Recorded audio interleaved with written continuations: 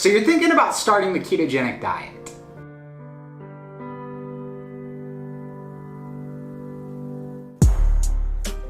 So when I started the ketogenic diet, I dove in. I watched all the YouTube videos. I read all the Reddits. I read all the articles. The good, the bad, the this, the that. These are our 5 takeaways. Imperative that you understand these 5 things when you start a ketogenic diet. Number 1, electrolytes. What are electrolytes? Do you know? You see Gatorade, Powerade, you see electrolyte water, flavor enhancers that have electrolytes in them. Are these enough when you're on a ketogenic diet? The answer is no. Electrolytes are sodium, potassium, magnesium. Those are the 3 that we're focused on a ketogenic diet. The way that the body works when you're on a ketogenic diet, your insulin and your blood sugar, they're not gonna be spiking and doing all these crazy things. So your kidneys are not gonna get response to hold on to water, so they're gonna flush more frequently. So your first week or so, you might notice that you're going to the bathroom more. Well, this whole process, your body's also ridding itself of electrolytes. So you're not gonna retain the same amounts of sodium that you would a standard American diet. Thus, you're gonna need to get sodium into your diet. Same is gonna be said for potassium, which you do not want to overconsume potassium. If you overconsume sodium, you're just gonna pee it out. If you overconsume potassium, there is such thing as potassium overdose, so you do need to be aware of that. I can't stress it enough.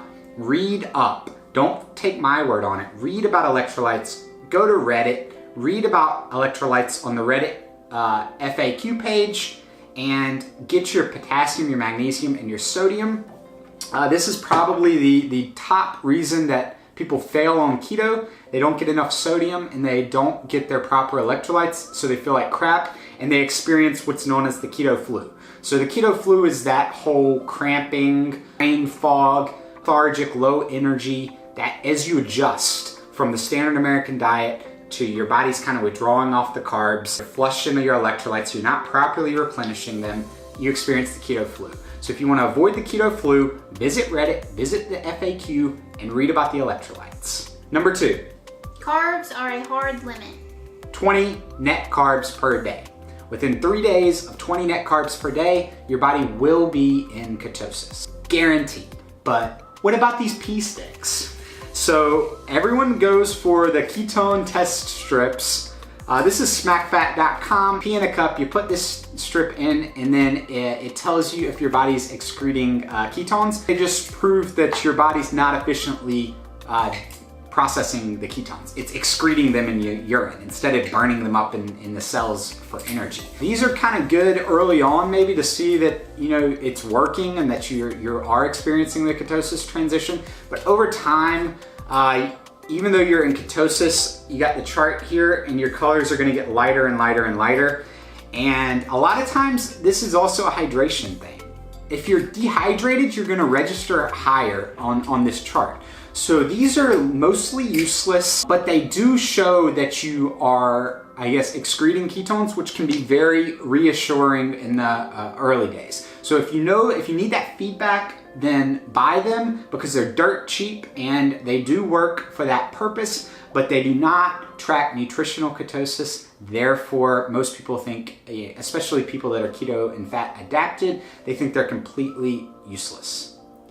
Going along with carbs being a limit, you have to consider your other macros.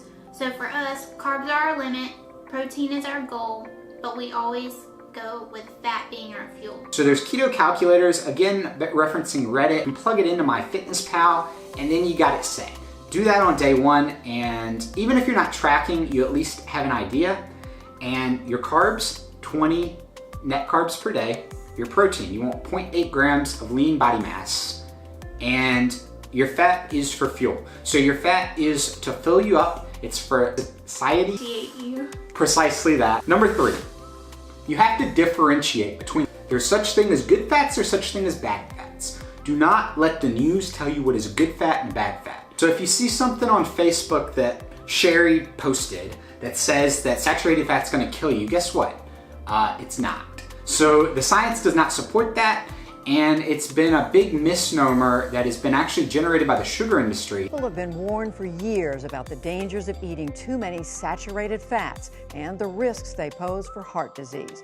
But a new analysis of more than 70 studies finds that saturated fats do not necessarily lead to greater problems with heart health. Important thing to understand is the difference between saturated fat and trans fat. Your saturated fats are going to be your butter, your coconut oil, MCTs. Your trans fat is going to be vegetable oils. It's going to be your canola oils, your soybean oils, your olive oil blends. No matter what the label might say, if it's not extra virgin olive oil, then it's got other trans fats in it. Okay? And these vegetable oils, they're trans fats, they're really bad for you. They actually do increase your risk of cardiovascular disease and a host of other issues within the body. So don't be afraid of saturated fat. And again, if you do your research through Google Scholar and through Google, you'll really see that saturated fats are not the enemy, but trans fats are. So just because you're on a high-fat diet, you can't just go and sit there with canola oil and just drink it all day because they say that it's heart healthy on the label. That's a crock of baloney. So some of the fats, the healthy fats that we incorporate in our diet on a daily basis are coconut oils, avocado oils. We eat lots of avocado. You can eat them plain in the form of guacamole. There's a lot of different varieties. We also use MCT oil. We use grass-fed butter. Fishes, so here we got some wild Pacific sardines, mackerel, trout, salmon. Those are 4 really good fatty fishes. Macadamia nuts have good sources of fat in them. Number 4. When it comes to meal timing, find out what works best for you. We start each day with a bulletproof coffee. That allows us to get high fat into our diet early in the day so that it gives us more room for lunch and for dinner. Later on for carbs. In our bulletproof coffees every day, we do some form of collagen. This one is a bone broth collagen, $30 for about 30 scoops off Amazon. Slightly more expensive than this one, which is about $20 for 60 scoops. This is the cheapest collagen that you can find. And starting out, there's a lot of research on collagen. It's kind of touted as a superfood or an amazing product. And I don't know if the research quite supports all of the claims. However, it can be good for your gut health, it can be good for your nails, it can be good for your joints, it can be good for all of that stuff. I just don't know if it's as good as the articles and the research suggest. We include it in our diet every day because it works for us.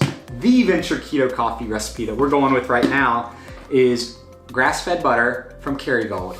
A scoop of collagen, whether it be the bone broth collagen or the regular collagen peptides. And then in addition to that, we'll usually add a tablespoon of MCT oil or a couple tablespoons of heavy cream.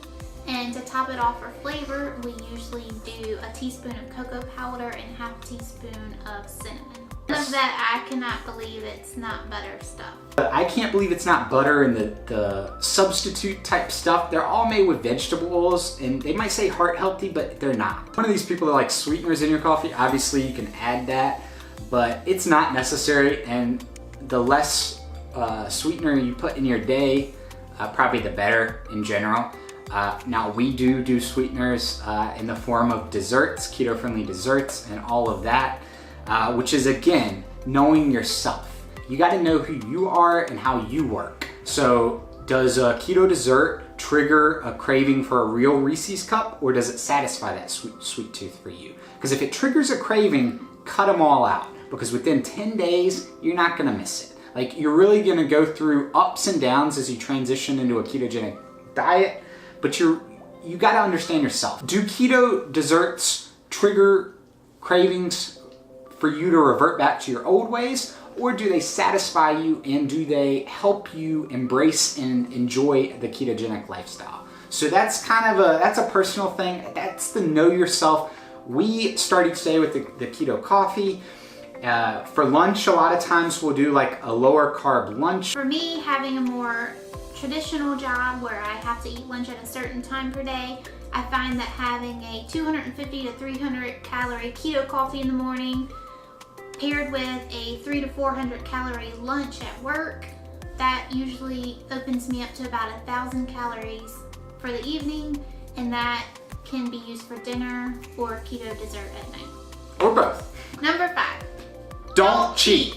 It's not worth it. It's like a marriage, right? Cheating is just not worth it. It may seem like a good idea at the time, but there's gonna be grave consequences. This can come in the form of like sugar crashes and like essentially resetting all of the progress you made. So yeah, if you're only 1 or 2 days keto, resetting not the big deal. But if you're like 2 weeks in and you're like, oh yeah, man, I'm killing it, but you know, I want to cheat. Well, understand what that's going to do to your progress and to you. Is this thing called fat adaptation.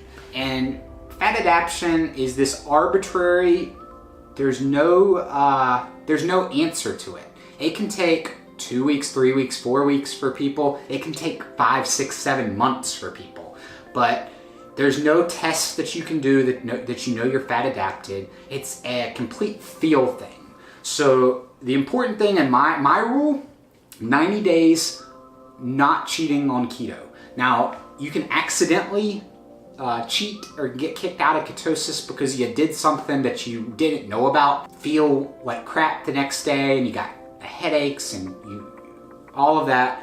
Go back to your electrolytes, take a deep breath. Your progress isn't all lost. Everyone's going to make mistakes. Exactly. Starting out, but you'll learn from it. You learn from your mistakes, you grow, and you ultimately learn that the cheating is, it's just not worth it. And once you get fat adapted, let's say you're the type of person, you have to know yourself. So once you're fat adapted, you try a piece of pizza because you love pizza. And you just want the real thing. Well, see how you feel. But did you know that when you're on keto and you want a piece of pizza, they make this fathead pizza, which you can make. You can see it's equally delicious. You can watch our video on our experience with it, and you can also make you can make pizza with chicken crust. You can get your pizza fix. You can get your burger. This is a great thing about keto. There are alternatives. Both of us love bread. There are keto breads, tons of recipes out there that taste just as good or perhaps even better than some of the breads you would typically eat on a standard American diet. Because there's no crash. I have a sweet tooth. I've been so pleased with how I've done on keto so far because there are so many keto-friendly desserts. There are special types of chocolate and sweeteners that you can use to make desserts that taste just like a typical dessert that you would dream of eating. So that's gonna wrap it up. This has been the 5 things that you have to understand when you make the transition to a ketogenic diet.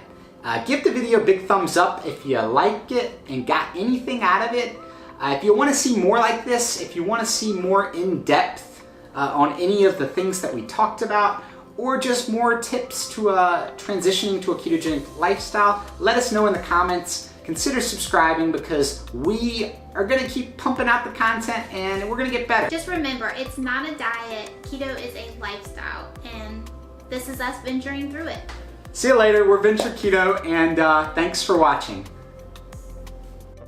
And don't take my word on it. Google it. The way...